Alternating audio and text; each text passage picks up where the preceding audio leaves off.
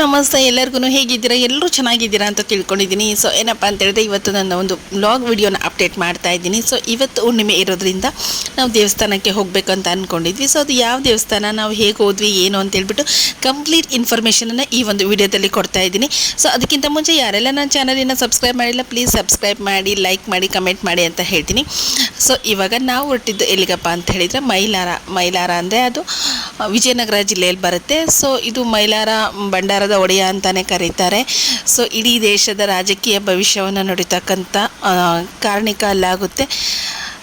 7 ಕೋಟಿ ಮೈಲಾರಲಿಂಗ ಅಂತಲೇ ಪ್ರಸಿದ್ಧಿಯಾಗಿದೆ. ಸೊ ಆ ಒಂದು ಕ್ಷೇತ್ರಕ್ಕೆ ನಾವಿವತ್ತು ಹೋಗ್ತಾ ಇದ್ದೀವಿ. ನಮ್ಮ ಮನೆಯಿಂದ ನಾವು 4 ಜನ ಹೋದ್ವಿ. ಸೊ ಇಲ್ಲಿ ನಮ್ಮ ದಾವಣಗೆರೆಯಿಂದ ಬಂದು ಆಲ್ರೆಡಿ ಹುಣ್ಣಿಮೆ ಹಿಂದಿನ ದಿನವೇ ಪಾದಯಾತ್ರೆ ಹೋಗಿದ್ದು, ಸುಮಾರಷ್ಟು ಜನ ಪಾದಯಾತ್ರೆಗೆ ಹೋಗಿದ್ದರು. ಸೊ ನಮ್ಮ ಮನೆಯಲ್ಲೂ ಹೋಗ್ತಾಯಿದ್ರು. ಸೊ ಇವಾಗ ಒಂದು 2-3 ವರ್ಷದಿಂದ ಕಾರಣಾಂತರಗಳಿಂದ ಅವರಿಗೆ ಹೋಗ್ಲಿಕ್ಕೆ ಆಗ್ತಾ ಇಲ್ಲ. ಸೊ ನಿನ್ನೆ ಹೋಗಿದ್ರಿಂದ ನಾವು ನಿನ್ನೆ ಇಲ್ಲೇ ದೇವಸ್ಥಾನಕ್ಕೆ ಹೋಗಿ ಬಂದ್ವಿ. ಕಾರ್ಣಿಕ ದಿನ ತುಂಬ ರಶ್ ಇರುತ್ತೆ, ಆಗೋದಿಲ್ಲ ಹೋಗಲಿಕ್ಕೆ ಅಂತ ಹೇಳ್ಬಿಟ್ಟು ನಾವು ಹುಣ್ಣಿಮೆ ದಿನವೇ ಹೋಗಬೇಕು ಅಂದ್ಕೊಂಡು ಪ್ರತಿ ಹುಣ್ಣಿಮೆ ನಾವು ದೇವಸ್ಥಾನಕ್ಕೆ ಹೋಗ್ತೀವಿ, ಇಲ್ಲ ದೇವ್ರ ಗುಡ್ಡಕ್ಕೆ ಹೋಗ್ತೀವಿ, ಇಲ್ಲಂತೂ ಕಂಪಲ್ಸರಿ ದೇವಸ್ಥಾನಕ್ಕೆ ಹೋಗ್ತೀವಿ. ಯಾಕಂತೇಳಿದರೆ ನಮ್ಮ ಆರಾಧ್ಯ ದೈವ ಅದು. ನಾವು ಏನೇ ಕೆಲಸ ಇದ್ದರೂ ಎಲ್ಲಿಗೆ ಹೋಗಬೇಕಂದ್ರೂ ಭಾನುವಾರ ಮಾತ್ರ ನಾವು ದೇವಸ್ಥಾನಕ್ಕೆ ಹೋಗ್ದಲೇ ಬಾಯಲ್ಲಿ ನೀರು ಸಹ ಹಾಕೋದಿಲ್ಲ. ಸೊ ಮೈಲಾರಲಿಂಗಪ್ಪನ ವಾರ ಭಾನುವಾರ ಆಗಿರೋದ್ರಿಂದ ಸೊ ನಾವು ಇವತ್ತು ಹುಣ್ಣಿಮೆ ಇರೋದ್ರಿಂದ ನಾವು ದೇವ್ರಗುಡ್ಡ ಮತ್ತು ಮೈಲಾರ ಎರಡಕ್ಕೂ ಹೋಗಿ ಬರೋಣ ಅಂತೇಳ್ಬಿಟ್ಟು ಹೊರಟ್ವಿ. ಸೊ ಅರೌಂಡ್ ಬೆಳಗ್ಗೆ ಒಂದು 8 ಗಂಟೆ ಸುಮಾರಿಗೆ ನಾವು ದಾವಣಗೆರೆ ಬಿಟ್ಟಾಗ 8 ಗಂಟೆ ಆಗಿತ್ತು. ಸೊ ಅಲ್ಲಿ ರೀಚ್ ಆದಾಗ ನಮಗೆ 9:30 ಆಯಿತು ದೇವ್ರಗುಡ್ಡ. ಸೊ ನೀವಿಲ್ಲಿ ನೋಡ್ತಾ ಇದ್ದೀರಾ, ಇಲ್ಲಿಗೆ ಪಾದಯಾತ್ರೆ ಬಂದು ಶಿಕಾರಿಪುರ, ಶಿವಮೊಗ್ಗ ಡಿಸ್ಟ್ರಿಕ್ಟ್ ಶಿಕಾರಿಪುರ ಮತ್ತು ಮಂಗಳೂರಿಂದನೂ ಪಾದಯಾತ್ರೆ ಬಂದಿದ್ದಾರೆ, ಬೆಂಗಳೂರಿಂದನೂ ಪಾದಯಾತ್ರೆ ಬಂದಿದ್ದಾರೆ. ಸೊ ಇಲ್ಲಿ ನಡ್ಕೊಂಡು ಹೋಗ್ತಾ ಇರೋದು ನಾನೊಂದು ವಿಡಿಯೋ ಕ್ಲಿಪ್ ಮಾಡಿದ್ದೀನಿ. ಮತ್ತು ಅದರಲ್ಲೂ ಈ ವರ್ಷ ಏನಂತ ಹೇಳಿದರೆ ಸಿಕ್ಕಾಪಟ್ಟೆ ಜನ ಅಂದರೆ ಸಿಕ್ಕಾಪಟ್ಟೆ ರಶ್ ಇದೆ. ಆಲ್ರೆಡಿ 4-5 ದಿನದಿಂದ ಜಾತ್ರೆ ನಡೆದ್ರೂ ಒಂದು ಕಾರ್ ಪಾರ್ಕಿಂಗ್ ಇರ್ಬೋದು, ಬೈಕ್ ಪಾರ್ಕಿಂಗು, ಅದಕ್ಕೆ ಪ್ರತ್ಯೇಕವಾದ ಒಂದು ಜಾಗ ಮಾಡಿದ್ದಾರೆ. ಸೊ ನಮಗೆ ದೇವಸ್ಥಾನ ಫಸ್ಟು ದೇವ್ರಗುಡ್ಡಕ್ಕೆ ಹೋದ್ವಿ. ಅಲ್ಲಿ ಪಾರ್ಕಿಂಗಲ್ಲಿ ಸ್ವಲ್ಪ ಕಿರಿಕಿರಿ ಆಯಿತು, ಪೊಲೀಸರು ಹೊರಗಡೆ ಬಿಡೋದಿಲ್ಲ ಅಂದು ಸ್ವಲ್ಪ ದೂರದಲ್ಲೇ ನಿಲ್ಲಿಸ್ಬಿಟ್ಟು ಹೋದ್ವಿ. ಮತ್ತು ಬೇರೆ ವೆಹಿಕಲ್ಸ್ಗಳೆಲ್ಲ ಬರ್ತಾ ಇರೋದ್ರಿಂದ ನಾವು ದೇವ್ರಗುಡ್ಡ ದರ್ಶನ ಮಾಡಿಕೊಂಡು ಅಲ್ಲಿಂದ ಮೈಲಾರಕ್ಕೆ ಅದೇ ರೂಟಲ್ಲೇ ಹೋಗೋದಿರೋದ್ರಿಂದ ಮತ್ತೆ ನಾವು ಗಾಡಿನ ತೊಗೊಂಡು ದೇವಸ್ಥಾನದ ಸ್ವಲ್ಪ ಮುಂದಿನ ಜಾಗದಲ್ಲಿ ನಿಲ್ಲಿಸ್ಕೊಂಡ್ವಿ. ಅಲ್ಲಿಂದ ನೀವು ನೋಡ್ತಾ ಇದ್ದೀರಾ. ಸೊ ಎಷ್ಟು ಎಲ್ಲರೂ ಭಂಡಾರ ಹಚ್ಕೊಂಡಿರ್ತಾರೆ, ಅಷ್ಟು ಜನ, ಸಿಕ್ಕಾಪಟ್ಟೆ ರಶ್ ಅಂದರೆ ಸಿಕ್ಕಾಪಟ್ಟೆ ರಶ್ ಇತ್ತು. ಸೊ ಅಲ್ಲಿ ದೋಣಿ ತುಂಬೋರು ಮತ್ತು ಏನಂತ ಹೇಳಿದರೆ ಬೇರೆ ಬೇರೆ ಸೇವೆ ಮಾಡೋರು ಎಲ್ಲರೂ ಇದು ತುಂಬ ರಶ್ ಇತ್ತು. ದೇವ್ರಗುಡ್ಡದಲ್ಲೇ ನಮ್ಗೆ ಅರೌಂಡ್ ಒಂದು 1.5 ಅವರ್ ನಾವು ನಿಂತ್ಕೊಂಡಿದ್ದಾಯಿತು. ಸೊ ದರ್ಶನ ಅದು ತುಂಬ ಚೆನ್ನಾಗೇ ಆಯಿತು. ಸೊ ಅಲ್ಲಿಂದ ದರ್ಶನ ಮಾಡಿಕೊಂಡು ನೆಕ್ಸ್ಟ್ ನಾವು ಹೊರಟಿದ್ದು ಮೈಲಾರಕ್ಕೆ.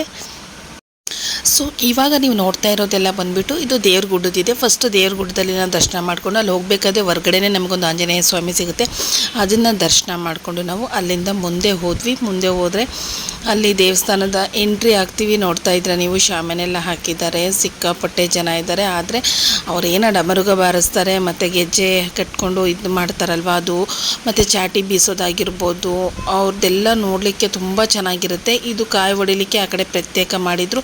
ನಾವು ಬಂದುಬಿಟ್ಟು ಆಲ್ರೆಡಿ ಇಲ್ಲಿ ಕ್ಯೂ ನಿಂತ್ಕೊಂಡ್ವಿ ನಾವು. ಸೊ ಕ್ಯೂ ನಿಂತ್ಕೊಂಡಿದ್ದ ನೀವು ನೋಡ್ತಾ ಇದ್ರೆ ಅಲ್ಲೆಲ್ಲ ಕಂಬಿ ಹಾಕಿದ್ರು, ನಾನು ಅದರಲ್ಲೇ ವೀಡಿಯೋ ಮಾಡಿಕೊಂಡೆ ಎಲ್ಲೆಲ್ಲಾಗುತ್ತೋ ಅಲ್ಲಿ. ಸೊ ಇದು ಬಂದುಬಿಟ್ಟು ಅಲ್ಲೇನು ಹೊರಗಡೆ ಗೆಜ್ಜೆ ಸೇವೆ ಪೂಜೆ ಮಾಡ್ತಿರ್ತಾರಲ್ವ, ಚಾಟಿ ಬೀಸೋದು, ಅವ್ರದ್ದು ಒಂದು ಕ್ಲಿಪ್ಪು ಚೆನ್ನಾಗೇ ಸಿಕ್ತು ನನಗೆ, ಅದನ್ನು ಮಾಡಿಕೊಂಡೆ ನಾನು.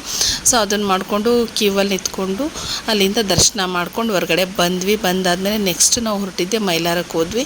ಸೊ ಮೈಲಾರಕ್ಕೆ ಹೋಗಬೇಕಾದ್ರೆ ನೋಡ್ತಾ ಇದ್ರೆ ಅಲ್ಲಿ 4-5 ದಿನ ನಾಟಕ ನಡೀತಾ ಇದೆ ಮೈಲಾರದಲ್ಲಿ ಬಂದುಬಿಟ್ಟು, ಅದ್ರದ್ದು ಪೋಸ್ಟ್. ಸೊ ಫೈನಲಿ ಮೈಲಾರಕ್ಕೆ ಎಂಟ್ರಿ ಆದ್ವಿ. ನೀವು ನೋಡ್ತಾ ಇದ್ದೀರಾ ಅಲ್ಲಿ ಆಲ್ರೆಡಿ 2 ಕಡೆ ಸೈಡಿಗೆ ಕಂಬಿ ಹೋಗೋರಿಗೆ ಬರೋರಿಗೆ ಬೇರೆ ಬೇರೆ ಪ್ರತ್ಯೇಕವಾಗಿ ಮಾಡಿದ್ದಾರೆ. ಜಾತ್ರೆ ಎಲ್ಲ ಬಂದು ಸಿಕ್ಕಾಪಟ್ಟೆ ಚೆನ್ನಾಗಿತ್ತು. ಸೊ ಅಲ್ಲಿಂದ ಹಾಗೆ ಮುಂದೆ ನಡ್ಕೊಂಡು ಹೋಗ್ತಿರ್ಬೇಕಾದ್ರೆ ನಾವು ಹಣ್ಣು ಕಾಯಿನೂ ತೊಗೊಳೋದಿತ್ತು.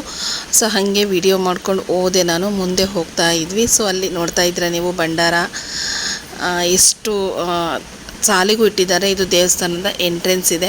ಸೊ ರಶ್ ಇರಲ್ಲ, ಅಲ್ಲಿ ರಶ್ ಇತ್ತಲ್ವ, ಸೊ ಅಲ್ಲಿಂದ ಇಲ್ಲಿಗೇನು ರಶ್ ಇರಲ್ಲ ಕಾರ್ಣಿಕ ಇರೋದ್ರಿಂದ ಅಂತ ಅಂದ್ಕೊಂಡು ಬಂದ್ವಿ. ಬಟ್ ಅಲ್ಲಿಗಿಂತ ಜಾಸ್ತಿ ನಮಗೆ ಇಲ್ಲೇ ಮೈಲಾರದಲ್ಲೇ ತುಂಬ ರಶ್ ಇತ್ತು. ಸೊ ಇದು ಎಂಟ್ರೆನ್ಸು ನೀವು ನೋಡ್ತಾ ಇದ್ದೀರಾ. ಇಲ್ಲಿಂದ ಒಳಗಡೆ ಹೋದ್ವಿ. ಒಳಗಡೆ ಹೋದ್ಮೇಲೆ ಅಷ್ಟು ಕ್ಯೂ ಇರಲ್ಲ ಅಂತ ಅಂದ್ಕೊಂಡ್ವಿ. ಬಟ್ ಇಲ್ಲಿ 3 ಕೌಂಟ್ರು ಮಾಡಿದರು. ಒಂದು ನಾರ್ಮಲ್ ಕ್ಯೂ ಇತ್ತು ಮತ್ತು ಇನ್ನೊಂದು ಅಭಿಷೇಕದಿತ್ತು. ಅಭಿಷೇಕಕ್ಕೂ ಅಷ್ಟೇ ಜನ ಇದ್ದರು. ಸೊ ನಾವು ಶ್ರಾವಣದಲ್ಲಿ ಅಭಿಷೇಕ ಮಾಡಿಸ್ತಿರೋದ್ರಿಂದ ನಾವೇನಿವಾಗ ಇದರಲ್ಲಿ ಮಾಡಿಸೋದಿಲ್ಲ ಅಭಿಷೇಕನ. ಸೊ ಹೋದ್ವಿ, ಅಲ್ಲೂ ಅಷ್ಟೇ ಇಲ್ಲೂ ಸೇವೆ ಮಾಡೋರು ಅವರೆಲ್ಲ ತುಂಬ ಜನ ಇದ್ದರು. ಸೊ ಅಲ್ಲಿಂದ ಹಾಗೆ ಮುಂದೆ ಹೋಗ್ತಾ ಇದ್ವಿ. ಅಲ್ಲೇನು ಕಂಬಿ ಕಾಣ್ತಾ ಇದೆ ಅಲ್ವಾ, ಅಲ್ಲಿ ಕಾರ್ಣಿಕಕ್ಕೆ ಡೆಕೋರೇಷನಿಗೆ ಮಾಲೆಗಳು ಕಟ್ತಾಯಿದ್ರು. ನೀವು ನೋಡ್ತಾ ಇದ್ರೆ ದೋಣಿಗೆ ಪ್ರತ್ಯೇಕ ಜಾಗ ಮಾಡಿದ್ದಾರೆ. ಸೊ ಅದು ದೋಣಿ ವ್ಯವಸ್ಥೆ ಎಲ್ಲ ಚೆನ್ನಾಗಿ ನೋಡಿಕೊಂಡು ದರ್ಶನ ಮಾಡಿಕೊಂಡು, ಸೊ ಫೈನಲಿ ಅದೆಲ್ಲ ನೋಡಿಕೊಂಡು ಇಲ್ಲೂ ಸಿಕ್ಕಾಪಟ್ಟೆ ರಶ್ ಇರೋದ್ರಿಂದ 1.5 ತಾಸಾಯಿತು ನಮಗೆ ದರ್ಶನ ಮಾಡಿಕೊಂಡು. ಸೊ ದೇವಸ್ಥಾನದೊಳಗಡೆ ಫೋಟೋ ತೆಗೆಯೋಕ್ಕೆ ನಮಗೆ ಅವಕಾಶ ಇರಲಿಲ್ಲ. ಸೊ ಇಲ್ಲಿಗೆ ನನ್ನ ಮಿನಿ ಲಾಗ್ ಮುಗೀತು. Thank you.